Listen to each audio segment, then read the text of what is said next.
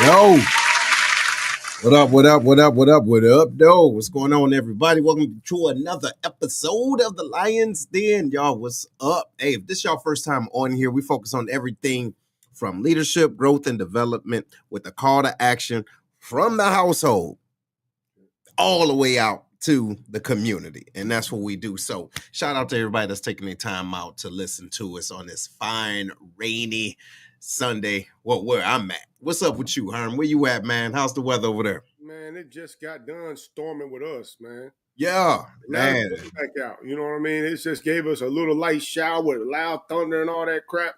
Bro. And now the sun back out. I don't know what it want to do. I tell you what it did. It put me straight to sleep. You dig what I'm saying? But anyway, shout out to everybody that's tuning in. Yo, chime in. Let us know where y'all watching from and what's going on with you and how's your week been. So how's your week, man? How's everything? And this we are wrapping up summer camp for here in Clarksville. Yeah. You know, this year I got to oversee a few sites. And I'm really happy about that mission, man, because we are one of the few places where you can go to a summer youth program for absolutely nothing. It's free to the parents. You know, that's something that the city wants to give back to the community and allow parents a place to drop their kids off where kids will be safe, get a free meal. Yeah. And I think that it's when you talk about a city that wants to look out and do something for the people, yeah, that's an example of how you do it, because you got people out there struggling to make it, and then the summer hits, and now the kids are out of school. Where the kids going to go? No, you're absolutely right. It provides it to them for free. Well, you know what, man? Look, that's a testament of, you know, good leadership and, you know, you being there and doing that thing. Now the question is, did you ever think after 20, how many years you do? We did 21, 20, look, 21 years. Did you think you would, you would be doing what you're doing now? Oh, man, not at all. A damn city counselor, right? A camp counselor. I'll be working at the community center that I grew up in. Yeah, see? But, you know, it's great how you could be flexible to a change of plans and still be happy in life. You know what I'm saying? Yes. It Yes. may not have happened the way you wanted to, Mm-hmm. but that doesn't mean it's over and you got to be depressed and all sad and shit. You know what I mean? All it means is refocus and fire again. Come on now. Come on now. And what's the most impactful thing about what you do that's connected to what we're talking about today? I think the most impactful thing is kids knowing that somebody cared for them. You know what I mean? It's funny that you said that. It kind of ties into what we talking about, because it takes, you can't just do this. No. You know what I'm saying? When it comes to kids, you can't just say, hey, you know what? I think I'm gonna just go work with some kids, No. because you got to have a level of patience. Mm. You know what I'm saying? A level of being able to meet them where they're at. You know what I'm saying? Understand that you are not their parent. You know what I mean? But there's some that you are somebody that you want them to look up to. That's right. You know what I mean? It's got to be. It sounds corny when people say it's a calling, but it's got to be something. It's got to be something that keeps you there to be like, you know what? Because I ain't gonna lie to you, the pay ain't like it's not like I'm balling with it. You know what I mean? Right. It ain't like that. Mm-hmm. But it is something. Even though I wake up every morning, my wife could tell you, I'm about to quit this damn job. Shit, And I you can know tell too. you I tell you all the time. You all know, the time. Look, you're supposed to quit at least 10 times ago. Yeah. but it's something about the job that keeps you there. You're like, you know what? I'm all right. Yeah. And you know what I mean? We're talking about people with a calling to minister to the youth. Well, I mean, that leads us right into our guest. Mm-hmm. You know what I'm saying? Mr. Leonard Dixon, he took on that mantle as well. You know, coming from Florida, living in Clarksville now, and going from place to place. You talk to the youth. I actually had him come talk to the kids in my community center one time. Mm-hmm. And it was very beneficial for a lot of the kids that's there to see somebody that has a background in sports and things like that come back and talk to them, because they all want to play sports. Right. Excuse me, for the most part. So he came through and talked to him, and I recognized, hey man, this guy is not just talking the talk; he's really walking the walk. Mm-hmm. So I had to ask him to come onto the show and talk about, why the youth and why him. Right on. Further ado, let's bring on Mr. Leonard Dixon Jr. Right on. What's What's up, going bro? on? What's going on, family? How y'all doing? It's good. Welcome to the damn, bro. How you feeling? Man, I'm blessed, man. I woke up this morning, so I have no complaints at all, brother. There you go, man. Well, first of all, we want to thank you for being on, joining us and joining our audience for today, man, as we talk about reaching the youth. So before we go outside, let's talk about you and your why. What was it that caused you to want to take this road, right? Go down this Mhm. road and take this burden of sometimes, if you can be honest, and I'm sure Herm can attest to this, being a surrogate parent to some, right? Mhm. So what is it that was your calling for doing that? What was it? I tell this story. I've told this story 100 times over. But when I was in third grade, I had behavior issues, and so I was in and out of the principal's office, in and out getting referrals. I'm talking about getting paddled back when paddling was a thing. Me and my teacher just could not get on the same page. And I remember it was the last day of third grade, and the principal. I remember getting called to the principal's office, and I walk into the office. I see my parents. I think my parents are to my left. I see the principal. He's sitting at his desk, and then this bald head guy, he was just sitting there, very intimidating. As a third grade, I'm like, man, who are you? And he was like, I am the superintendent of schools. And he said, honestly, man, he was going over my behavior, my academics, and he said, I can expel you from every school in this county, but I won't, because that guy right there, referring to my principal, he said he believes in you and he believes that you can change. And so it took somebody believing in me more than I believed in myself, for me to really, for it to really click in my head. And after that, I made the decision. I said, you know what? I don't want my parents feeling pain, or I don't want to cause my parents any inconvenience because I can't get my act together. And then the following year, I believe it was the following year, it was either fourth or fifth grade, they had a speaker. This is probably one of the very few times that I remember in my school, being in school, and we had a speaker come. But this guy, he came, I don't remember the message, but I felt like a spark was born. I felt like a seed was planted. And from that day forward, I actually, while he was speaking, I remember looking up and I'm like, yeah, that's what I want to do. I want to change lives. I want to speak into people's lives. I had no real understanding of what he was really doing, but it's like it's this phrase that's in the Bible. It says deep calls to deep, and I feel like the deepest part of him was connecting with the deepest part of me. Even when I really wasn't aware of who I really was, I'm just in third grade. All I care about is really recess and pizza. But I just felt like that spark was born and that connection was made. And that following year, we ended up having a speech competition, and I hated reading and writing, but for some reason, I took initiative with it, and I ended up representing my school in fifth grade in that speech competition. So from that day forward, I knew that the spark was born. Outstanding, outstanding. Hey, how you feel about that, Herm? Because I know you have different sparks and everything, especially that love for pizza. What you think about that as far as your call? Hey, I had to get you before you got me. You did. but I mean, can you kind of relate to that? I mean, or was yours like when you was in the military and seeing the youth, you get what I'm saying, coming in at a certain age and you're like, yo, you know what? Look, let me tap into them, because individuals had to tap into you. Uh, for when you talk about as far as the youth goes, Yeah. it didn't happen till I retired. You know what I mean? It really didn't, because and started working directly with the kids in the community center. Mm-hmm. Because in the military, my focus was on my young airmen. Right. You know what I mean? Getting my young airmen on the par, you know what I mean, and mentoring them. Mm-hmm. Well, the airmen are gone now, you know what I mean? So, but that part of me is still there. Mm-hmm. And so now it just translates to the younger children, which is entirely different. You know what I mean? Because I'm talking to one set of people about their career goals.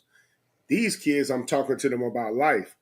And what's sad is, and sometimes can get discouraging, is we had a rash of like 3 kids getting shot back to back out here and getting killed, right? And they all came to my center. You know what I mean? All 3 of them. And at that point, I was ready to quit again.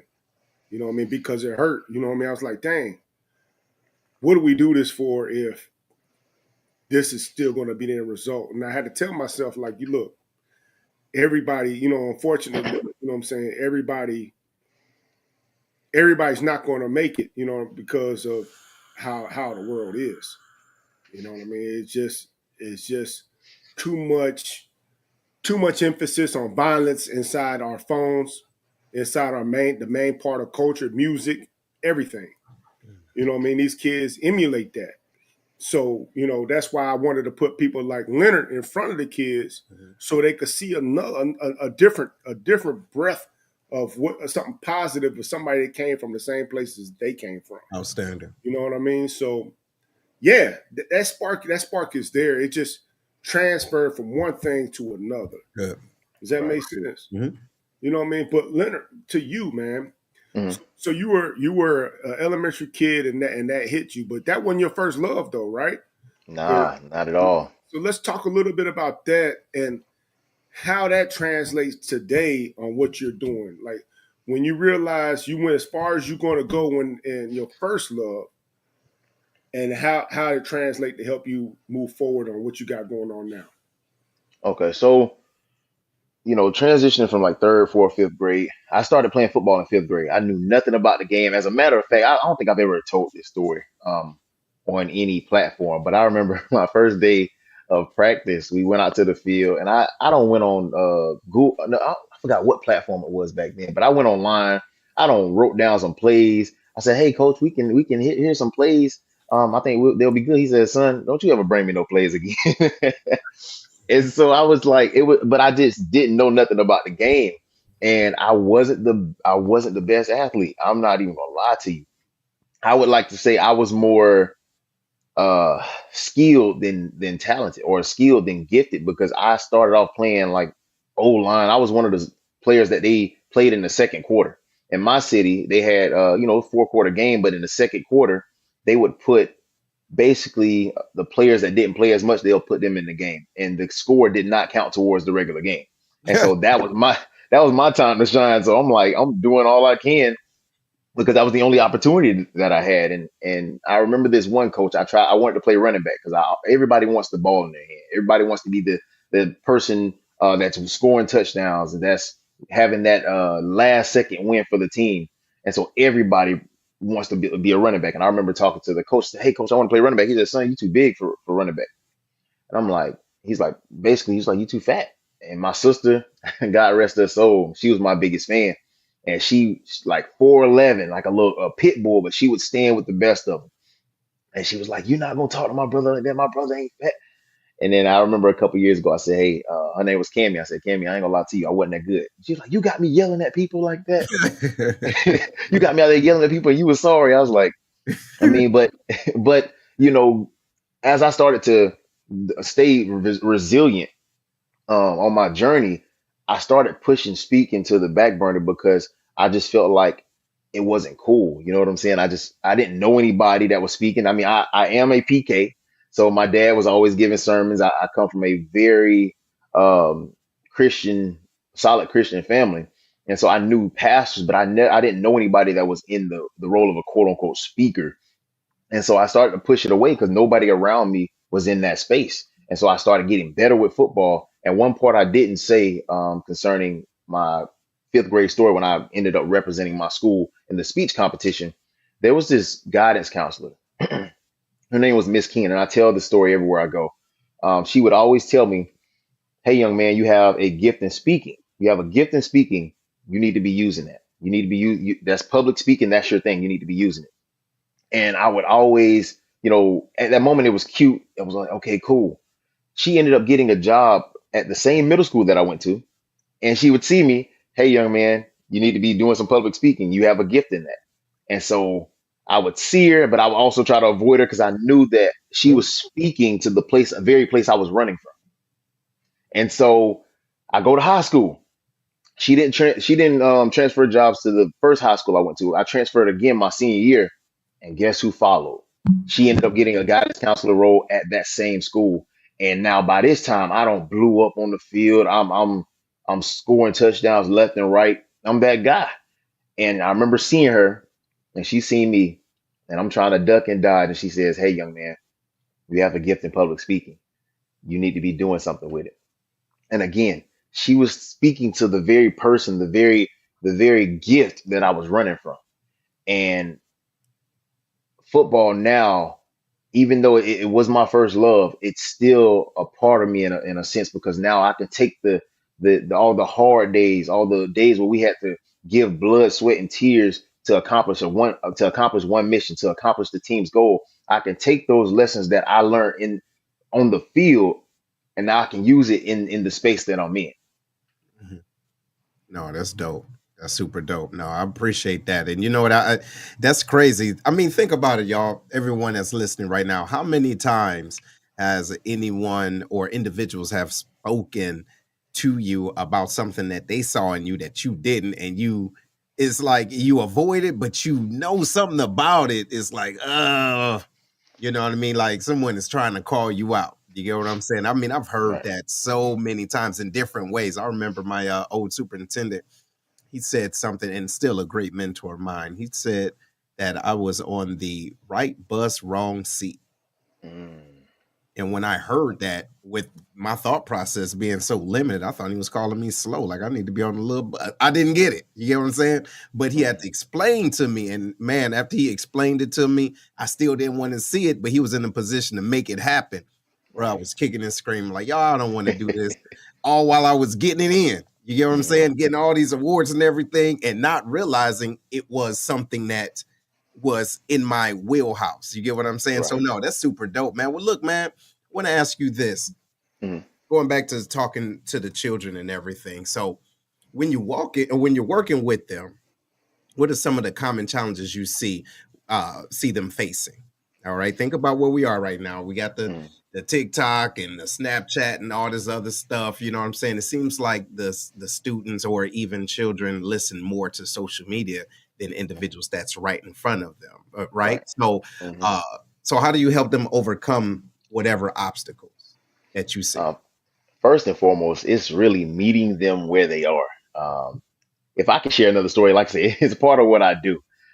Is just being able to connect the point to a story and connect the story to a point. So there was this one kid. I used to be a bus monitor, And just for I'll just keep his name out of it, but let's just say his name is Ben. Let's say Ben. Now, that's not his name, but I'll use it.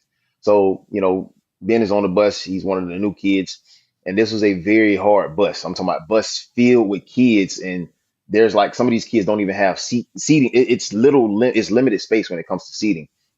And so these are the older kids. And this kid, he got on the bus, he was, dropping F bombs and he's saying this and he's saying that. And I'm like, hey, look, just kind of trying to keep all the commotion down. Like, hey, I can't allow you to use profanity on the bus. And so, he's like, man, who is this dude, man? And right then I'm like, oh man, this might be an issue here. So I go get the referrals. I wasn't planning on writing the kid up. I just had to, just in case. And he's like, man, who this guy is, man? You think he finna write me up?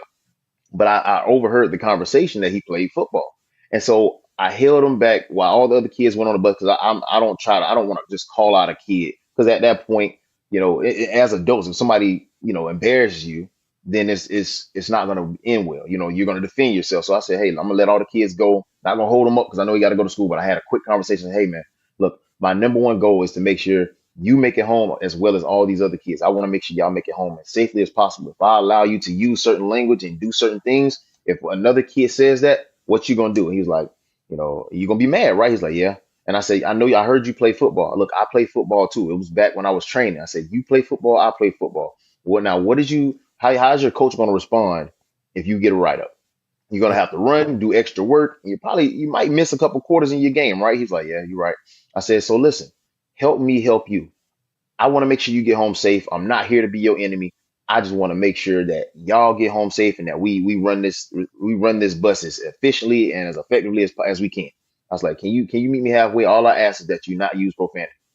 I mean, I can't control what you do off the bus, but when you get on this bus, all I ask is that you not use profanity. He's like, okay, and he started to. I could tell, even though I heard him, he used a couple. He used some profanity. He would always catch. Say, "Oh, my fault, Mr. J. I'm tripping." And that let me know that He these remembered. kids just want us. Yeah, he remembered, and that's all I ask. This is just like me as a Christian or as a follower of Christ. I'm not going to dot every I and cross every T, but I'm still, God is still giving me grace. So it's like if God is extending me grace, love, and mercy, like, who would I be to not extend that same grace, mercy, and love to these kids, to these adults that maybe have an inner child that they haven't healed? It's just about meeting people where they are, because there's a quote that says people don't care what you know until they know how much you care. Right. So I believe that we have, in order to meet them where we are, we got to just show up, just be present. And me and Herm just had this conversation the other day. It's more than speaking; it's about your service. Because leadership, people just want the position, but it's not about the position. It's about the service that comes with the position. I agree. I agree. So, so yeah, man, You're it's. Oh, go ahead. no, go ahead. No, I was just saying, like, that's the number one thing, and I know that a lot of our kids are dealing with. They're seeing a lot of mental health. I see that day in and day out, and I talk to a lot of different admins and decision makers, and that's one thing that they're seeing, that kids aren't believing in themselves. Um, and I know me, I was a strong-willed kid, and that probably got me in a little bit more trouble than I than I would have liked to admit. Mhm. But a lot of kids, they're losing hope. I mean, I talked to one principal, and she said that the kids, they have trouble seeing tomorrow. They have trouble seeing beyond today. You tell them that they can be and do and have whatever it is that they desire to have, if only they believe, and as long as they think positive thoughts. But they have trouble seeing to the next period. They don't believe in themselves, and I think that's where we come in, as adults, as speakers, as community representatives. That's where we come in. We gotta believe in these kids more than they believe in themselves, so that we can get the wheel turning. You know what I'm saying? No, I believe that. Nope. Still ain't there, bro. I see your mouth moving. Can you hear me now? There you go. Yeah. Yeah. Man, sometimes I wonder, and I don't want to sound like the old dude, back in my day kind of Mhm. conversation. But it's like, where is this like? If I was on the bus cussing, nobody would sit down and give me a breakdown of all that. They'll just tell me Right. shut my ass up and Yep. Yeah. or I'm gonna get paddled. You know what I mean? So Mhm. it's like, But I do agree with meeting the kids where they're at, and that's going to take a level of resilience Yeah. on our parts to be able to do that, because we are from two different worlds as far as how we came up and how they are currently coming up, right? Right. So, looking at your background, resilience is a central theme in your work, because it has to be. Right. What strategies do you use to help students build it, and more importantly, what does resilience mean to you? It's funny. I just posted this the other day. I used to think the resilience was just, hey, be strong, get past it, Mm-hmm. and you're good. But then I had to, once I started diving deeper, instead of just speaking, now I want to actually start putting theory with it. I want to start giving actionable steps. And I started to realize that resilience it's a little bit more, it goes deeper than just getting through it. There's tomorrow, you can be strong. It's more than that, because sometimes we feel weak. And it's understanding that, hey, in this moment, I don't feel as strong as I know I should. So let me deal with that. Let me feel that emotion. Let me do my best to understand that emotion. I mean that emotion, and do my best to grow through this experience. Because there's things like I can go through a situation 100 times. If but that's actually a testament. If I go through it 100 times and I'm still getting the same result, that means I'm not growing through it. I'm just trying to go through it. And in football, the mission was just to get through the workout. I had to get through the workout. We had to finish. It was finish, finish, finish. But there were also times where we didn't finish effectively. You know what I'm saying? Like, it was okay, we got to the finish line, but did you give your all? Did you really get the most out of that drill? Did you really get the most out of that situation? Because life is always teaching us something. I don't care what you're going through. There's always a lesson that can be extracted from it. And once you pull that lesson and you can apply it to your life, you're going to get better. You're going to get different results every time. You're going to get a better result than what you got if you just try to get through it. And so that's one thing that I've learned about resilience. I had to switch my perspective a lot, and self-awareness is probably one of the biggest things that I've learned when it comes to resilience. And that's just understanding, doing your best to understand yourself, because there's times like I just didn't understand myself, and I'm still working through it. And that's one thing I'm not afraid to tell people. I'm not afraid to tell a kid, like, hey, I don't get it 100% of the time, because I know as adults we want to seem like we got it all together. Like, listen to me, do as I say. But I also have to, acknowledge when I got it wrong. Like, sometimes I get it wrong in my relationships and co-parent. Sometimes I get it wrong, and I have to be man enough to step up to the plate and say, hey, I did wrong, I got it wrong, but I know what I did wrong. So now I can work as hard as I can to do it right the next time. Because where there's experience, there's a lesson, and where there's a lesson, there's an opportunity to do it better. Yeah, you know what? I agree with that, man, 100%. And I appreciate you sharing that. And for all those that's listening right now, just take a second and really think about where you are as an individual and where you were. A lot of times we project and promote the good times and the good moments. You get what I'm saying? Because it's easy, right? Look, hey, I'm honored to be here. I'm honored to be speaking here. Honored to be doing this type of work.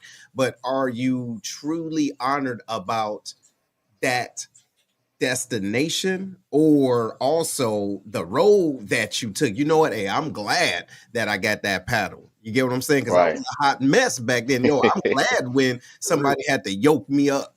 You get what I'm Man. saying? Because I was smelling myself. You get what I'm saying? Mhm. I'm glad that this bottom hit, or that I felt this bottom in order to come back. And so therefore, the level of resilience is now shorter. You get what I'm saying? The Right. recovery process is shorter Yep. versus 20 years, right? It goes from 20 years to 2 years to Mhm. 2 weeks to now 20 minutes to now, boom, you know what? Yo, I had that before. And so I'm good. Let me roll Yep. this on off. You know what I'm saying? Because I don't want to stay here. You get what Right. I'm saying? And so, no, I do appreciate you saying that. But man, look, moving forward though, as you're communicating with different type of youth already, all over the place, excuse me, what would you say would be the most memorable shift that you saw, right, as you connected with the youth, and you kind of seen that light? go off. For example, when you were in third grade and you heard that speaker, you didn't remember what he said, but you felt something ignite inside of you. Was there an opportunity, or was there a time when you saw that same ignition in another child as you were speaking to him? Yeah, there was it was a few years ago, and there was this lady. I had just finished an engagement. I was getting ready to go to the office, and this lady, she comes running up. She's like, hey, I just need to tell you this. I need to tell you this. I need to tell you this. I'm like, okay, what happened? What happened? And she said that there was a young lady, and she was crying, and she ran to the bathroom. And so she was like, hey, she had to go check on her because she thought somebody had, hurt her or something. And she said, and I want to try to remember the words that she said. She said that the young lady told her, she was like, the words he said touched my heart. She's like, I didn't feel like life had meaning until I heard his words today. It was something along those lines. But I'm like, at that moment, it's like, that's why I do it. That's why this space is so important, because sometimes you may not see the impact, but then there'll be special moments where you get a chance to hear a testimonial and you realize that you really touched the heart of that person. Because we're all going through something. We're all going through a battle. We're all trying to climb a mountain. Some of us are in a pit, and we're at the end of that rope. I always like to call it the hope rope. We're at the end of that rope, and some of us are holding on for dear life. And that rope, you can see the threads. It's looking slim.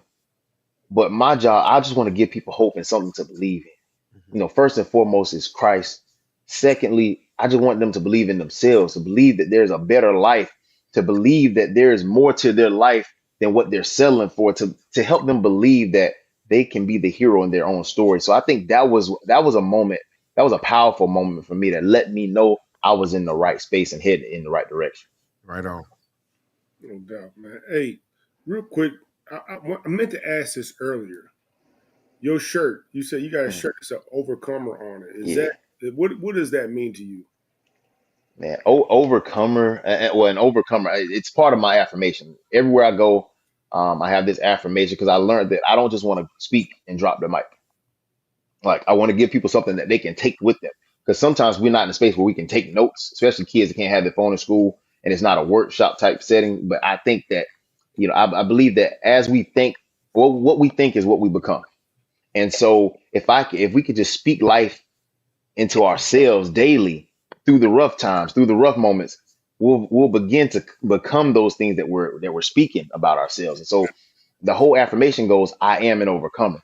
And so for me, an overcomer means that no matter what stands in the way, it's going to be, I know life is going to be difficult. I know it's going to be filled with different trials and tribulations and storms. But if I can really get myself to believe that I am an overcomer and that I can succeed, then that means that nothing will nothing will stop me. Nothing will, I might bruise, I might bend a little bit, but I won't allow life to break me, because being an overcomer means it just means that there's hope for tomorrow. There's hope beyond my circumstances. No That doubt. means that I am stronger than what I give myself credit for. So now I'm gonna keep speaking it, even when I feel weak. I'm gonna keep speaking it, even when I feel less than. I'm battling self worth, even when shoot, I got bills. No matter what the circumstance is, I'm gonna keep speaking it until I begin to believe it. I will have abs. Hey, I will yeah, have. Hold on. you can Wait, do wait, that. You no, can do that. I believe that for you, wait, bro. wait, But that wait. also comes with some accountability. Come on now. Hold on, hold on, hold on. I will have that. I will have abs. I will have them. Thank you. You know what? Right. I was waiting to hit that button. Right. Right. So, brother, look, I appreciate that. Right. And I'm sure that works for individuals right outside of the one that's listening right now. But so now let's talk about the mechanics, okay, Mhm, of speaking. So, and as we talked about before, I speak as well, but that's not my wheelhouse. The youth, like I would say, mhm, more like middle school and up, maybe high mhm. school and up, right? Because their attention span. So, how would you say that you? What is your, I guess, your mechanisms as far as keeping them engaged?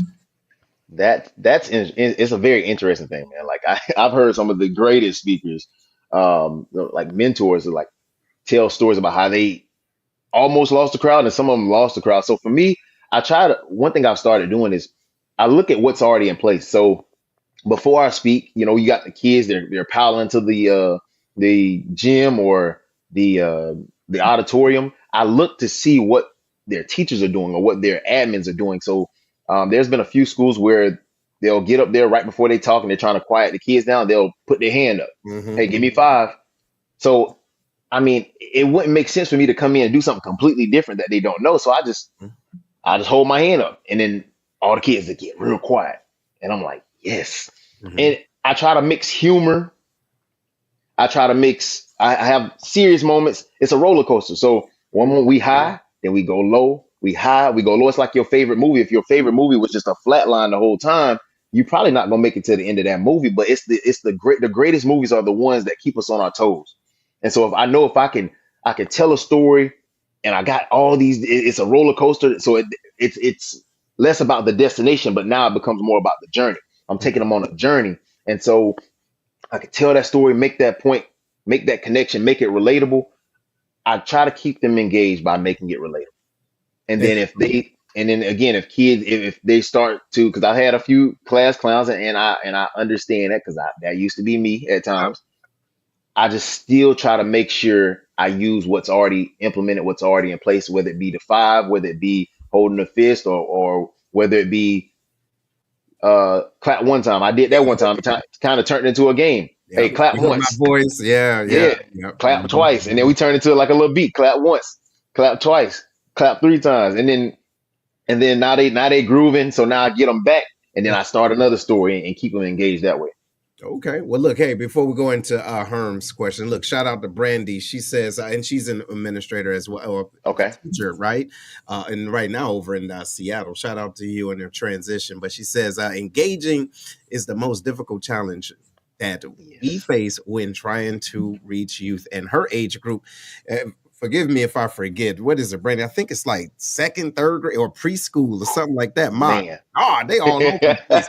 Listen, I've been trying to give them a little bit of just some calm down medicine. Let's just say that. I mean, back then they used to.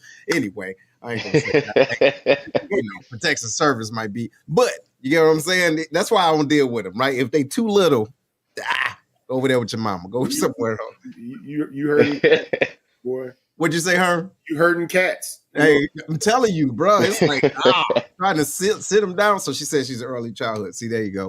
Yeah, can't get it. What you got, bro? And you mentioned mentorship, which I think is extremely important. Yes, I feel like everybody should have a mentor. I remember somebody told me that you should have 5. You know what I mean?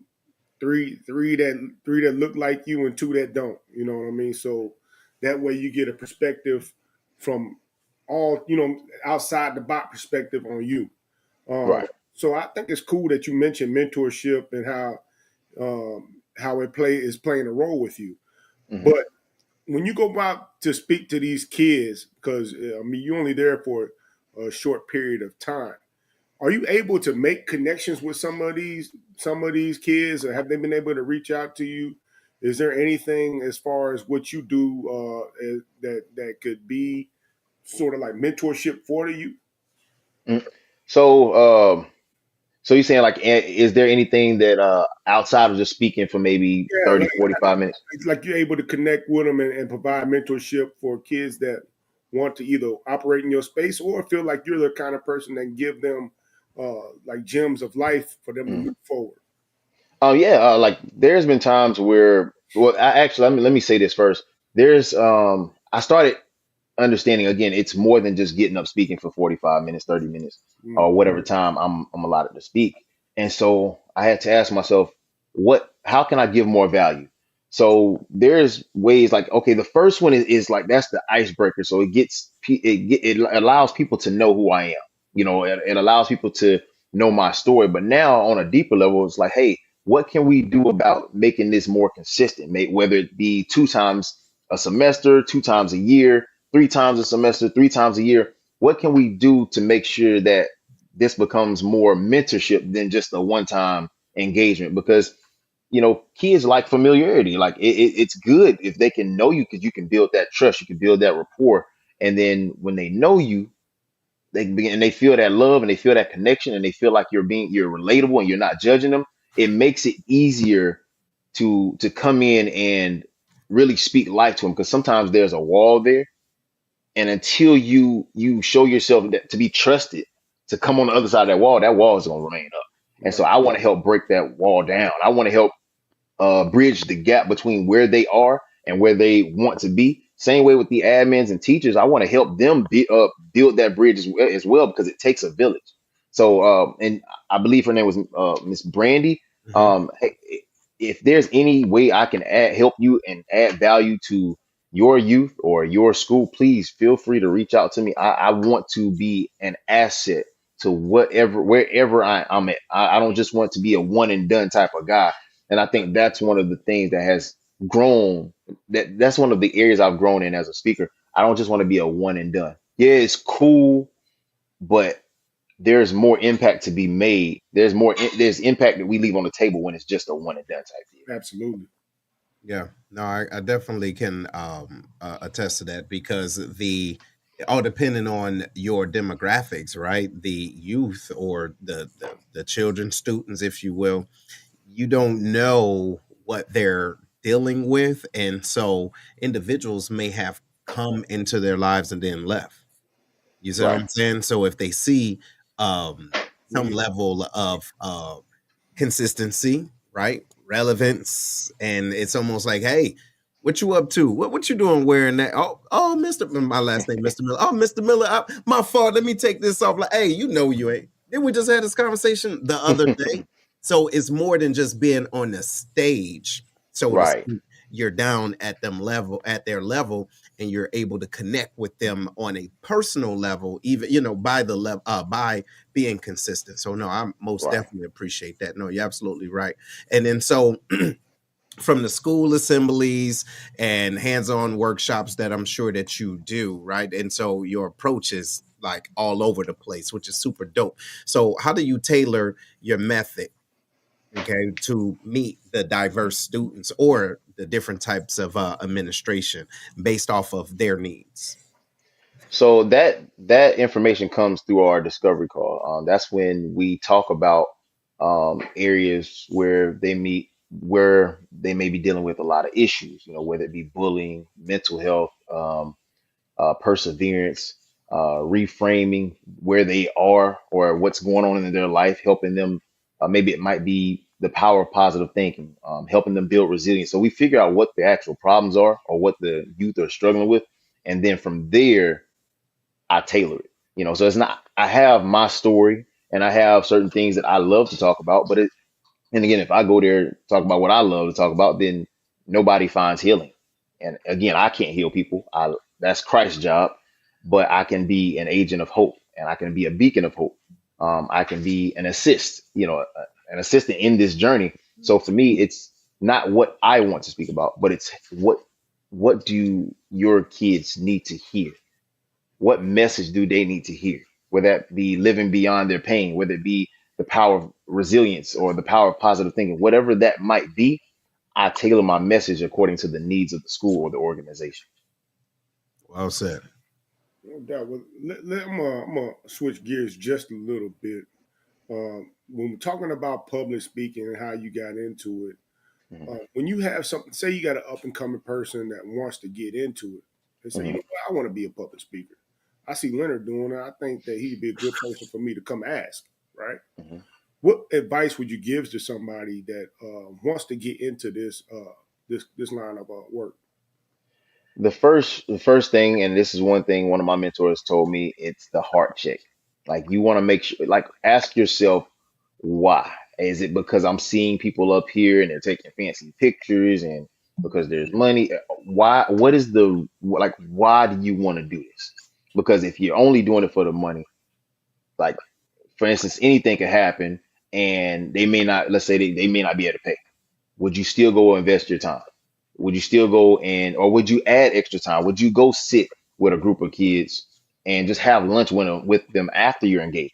Even if it was paid, would you go invest your time? So you want to know why you're doing it. and you want to make sure you're doing it from a pure place. So I would say start there, and then it's really all about developing your message, understanding where you came from, understanding where you're going, and really constantly self-reflection. It's always looking in the mirror, looking at that person that you see in the mirror, not to pick apart yourself or not to look at the scars and the flaws, but seeing that your scars are beautiful, understanding what you went through and how that can be a catalyst for somebody else to change their life or change where they're going in life or change the course of their life. So I Mm-hmm. would say that heart check, and then also finding mentorship, because even the greatest coaches have coaches. So you want to invest in somebody that I would say that relates to you, that speaks to you, because if you go to a program or a mentor that speaks, they're more, seems like they're more formal, but you like to be more casual, more laid back, there's going to be a clash there, and you may conform to their ways, but then you'll be like a caged bird that's really you're meant to fly, but you've allowed yourself to be in a cage because you went down, you invested in the wrong program. So you want to invest in somebody that's going to be relatable to you, that's going to speak life to you, that's going to hold you accountable. And so I would say take that approach as well. You know what? I dig that. So my question is, as long as you've been doing this, right, since Mhm, what 2020 professionally, right? mhm, And so, how do you deal with individuals that may not be in your realm, but there's some haters out there, right? Let's be honest, right? Not mhm. everybody appreciates what you do. You know what I'm Right. saying? How do you deal with that in your space? Um, I gotta pause here because, man, honestly, if you knew, like I always tell people, I smile at everything, and I thank God I don't look like what I've been through.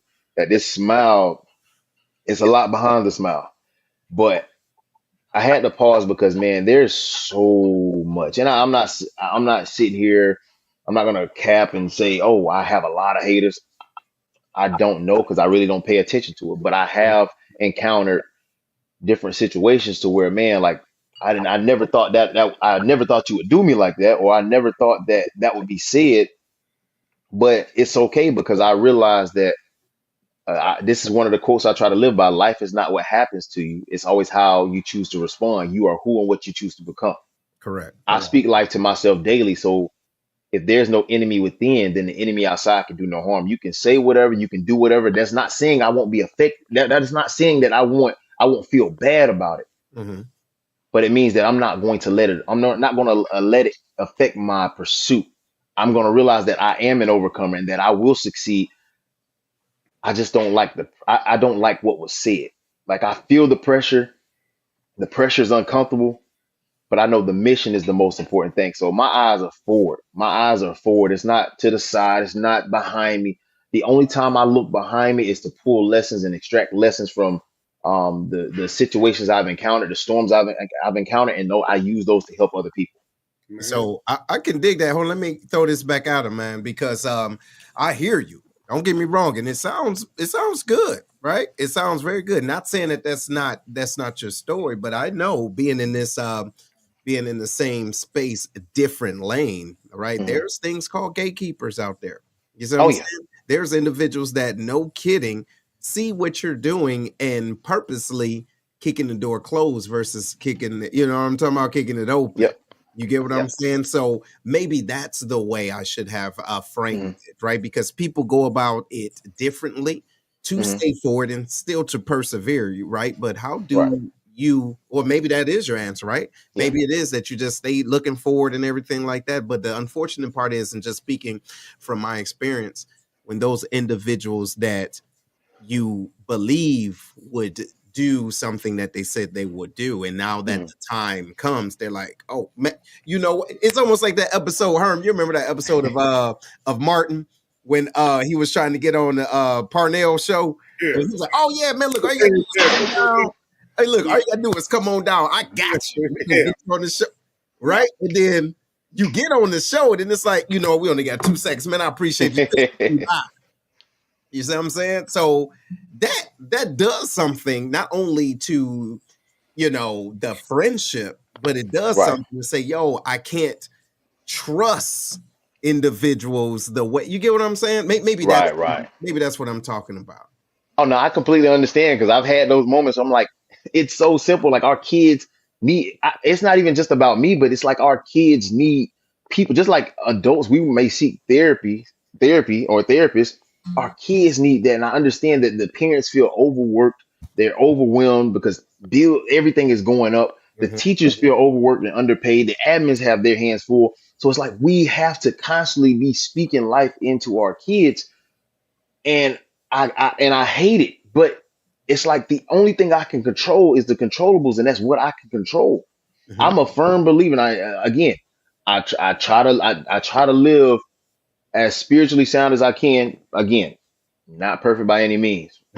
I'm a work in progress, but I believe that if there's a door that I'm supposed to go through, as I stay diligent in my call, diligent in my purpose, God is going to open that door. And if it's a door that's closed right now, it doesn't matter who, if it's a person or if it's a spiritual thing, it might not be the right season to walk through that door. You know what I'm saying? And so I have to be comfortable with it. I have to understand that, and I have to know the seasons. It's like if you go outside in the winter without a coat, you're gonna get sick. So I have to know the seasons, and I have to move with those seasons, and but also have faith and just persevere because that's my messaging. I deal with the heart too. So I talk to people because the heart, the condition of your heart control, it's a heavy influencer in our choices and our decisions.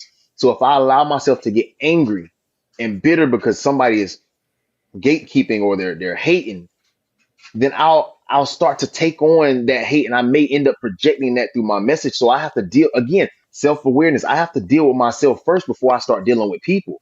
So I have to understand I don't like what you're doing, but I'm gonna smile anyway because I know that might eat you up because I'm not allowing what you're doing to affect me. I'm not allowing what you're doing.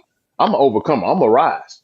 So the only thing that you can do when you're trying to intentionally step in the way of somebody's call and their purpose, the only thing that you can do is make yourself worse. I'm in the business of trying to make myself better and making other people around me better. I'm trying to release the light and not be a hindrance to somebody else's light. So again, if I know that if I feel like there's a gatekeeper, I pray and keep moving forward, bro. That's all I know to do. And my thing is to okay, what's next? Hopefully that door is not completely closed, but I have to keep moving because there's some kid. I heard it. I went to a conference. They said, by you not sharing your testimony, by you not sharing your story, you might be hindering somebody else's blessing. You might be hindering somebody else's healing. And there's somebody that's praying on their last leg right now. There's somebody that's hoping, sitting in their car outside in the Walmart parking lot, and they want to give up, and they're at the very brink of just, you know what, I'm done. And it might be just me speaking life to that person that gives them an extra spark. And then it gives them a spark to go and do more. And they might run into somebody else that speaks life to them. Man, there's another scripture that I like to live by. We overcome by the blood of the Lamb and by the sharing of our testimonies. So it's Christ first, and then by us sharing our testimonies, you sharing your testimony, Herm sharing his testimony, what he's been through, me sharing my testimony, what I've been through. That's three people sharing their testimony, speaking life to that person that was about to give up. I believe that creates amazing change in somebody's life. Right on. You know, the great philosopher Cat Williams said, if you don't have any haters, you need to go get some. You know what I Where, mean? where you find them Yeah, at? Yo, where you go and get them at? the thing is, if you ain't got any haters, then you ain't a threat to nobody. You know what I mean? Man, You are yep, not. The fact that you got haters and people gatekeeping, must be doing something right. Bro, you that's You it. yeah. must be That is doing it. something right because dang, That's what? it. You must be on the right path. Must be all right in here, man. These guys hating on me. Hey, I thought we were cool. You know you what I out mean? here cooking. Let them cook. Let them cook. Go ahead and cook then. But Leonard, man, I want to say thank you for coming on to the show and providing the information that you did. I believe what you do really comes from the heart. Being knowing you, you know what I mean, meeting you and always talking to you, you've always been a genuine person. When you came and spoke to the kids, I could tell that it is real with you. You know what I'm saying? Right, People and like my brother Seth, man. You know what I'm saying? I know that uh, y'all not just up there just running y'all's mouths. right, You know what I mean? There's actions behind words. And, like I told you before, I believe that's important to have action behind words. Yeah, anybody can get up there and talk to you. You know what I mean? But how do you how do you make it real for them? Mm. And I believe that you do that, man. So I appreciate you coming on, man. Much love, man, and we'll definitely rap again. I mean, you come to the gym, so we're gonna definitely Oh rap. yeah. Talk about some stuff we can do later on down the line. Yes, Definitely, sir. definitely. So, hey, man. So, how can individuals find you? You got your website or something like that? What you Yeah, got so going on? I'm actually revamping everything right now, but I got my Facebook. You can follow me at Leonard Dixon Jr. That's LeonardDixonJr. Instagram, it's at LDJ_inspires. It's the same tag for TikTok as well. And then LinkedIn is Leonard Dixon Jr. So feel free to reach out. Let's connect. Let's do work. Let's impact. Let's make these lives better. Outstanding, outstanding. Well, look, man, I want to thank you for being on, ladies and gentlemen. Let's give them a round of applause up in here. Yes, yes, yes, yes. Hey, Yes. hey, if you don't mind, I do this everywhere I go. I believe in it wholeheartedly. It's a one of my affirmations. I just want to make sure everybody got it in their spirit, got it in their heart, because I don't know who is going to need it. They may be going through a rough time in their life, and so I always say it everywhere I go. If y'all don't mind, I just want to just say it real quick. Go ahead. You got it. All right, man. It goes like this. Anything I believe, I can achieve. I am good. I am great. I am strong. I am courageous. Change will not break me. Adversity will not defeat me. I am an overcomer, and I will succeed. I will succeed. I will succeed. There we go. Much appreciated. Much appreciated. Well, look, ladies and gentlemen, hopefully that made sense to you. It made sense to us. And please make sure you follow this young brother right here out here getting it in, doing the thing. And if he can be a part of anything that you have going on, please reach out. All the information will be in the show notes, y'all. But look, we appreciate y'all for what y'all do for here. From the Lions Den to out in the community, we appreciate it. Like I said, and thank you again, brother Leonard, man. Keep doing the good work, man. You really holding it down. Straight Hey, up. I appreciate y'all. hey, and for everybody else too, yo, we're gonna be seeing y'all soon. We're gonna have some more conversations, some real good conversations. Thank y'all all for watching and tuning in, and we're gonna see y'all on the flip flop. Right on, later.